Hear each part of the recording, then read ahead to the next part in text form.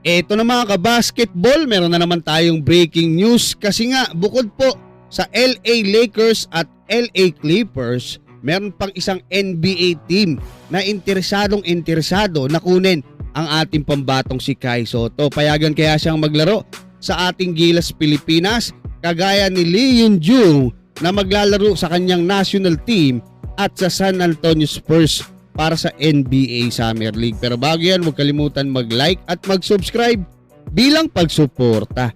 Sa balitang inilabas kanina ng Hoops Hype na ibinalita na din ng iba't ibang mga sports media outlet at personality, ay sinabi na nga ng agency ng B-League champion na si Lee Yun-jung na maglalaro ito sa San Antonio Spurs para sa NBA Summer League. At hahabol din etong si Lee Yun-jung sa training camp ng national team ng Korea para sa third window ng FIBA World Cup Asian Qualifiers na magaganap na ngayong July, kung saan makakalaban nila ang Taiwan at Japan.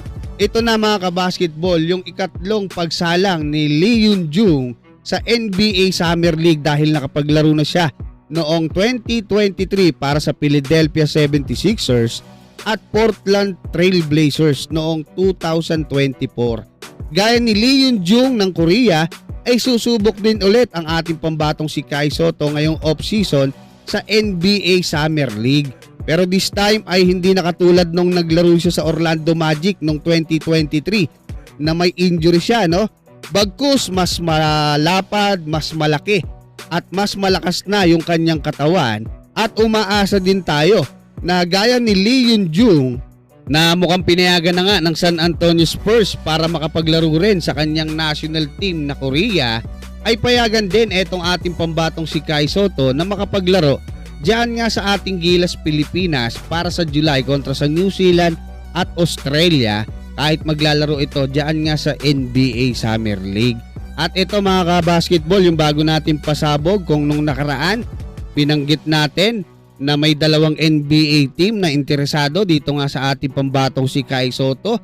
After niya, nagsabi din etong si Homer Sison na etong LA Lakers at LA Clippers ay interesado nga dito sa ating pambatong si Kai Sotto. Ngayon naman po mga kabasketball, eto babanggitin ko na meron pa po, bukod dyan sa dalawa na yan, meron pa pong NBA team na interesado talaga dito sa ating pambatong si Kai Sotto. Hindi ko alam kung dito siya maglalaro, no?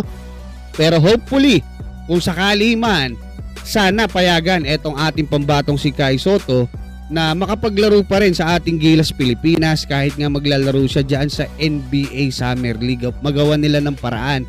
Pero kung hindi naman po mga kabasketball, okay lang po yun, di ba? Especially kung hindi lang pang NBA Summer League ang habol nila dito nga sa ating pambatong si Kai Sotto. Kayo mga kabasketball, ano masasabi nyo? Hanggang dyan, maraming salamat at God bless sa inyong lahat.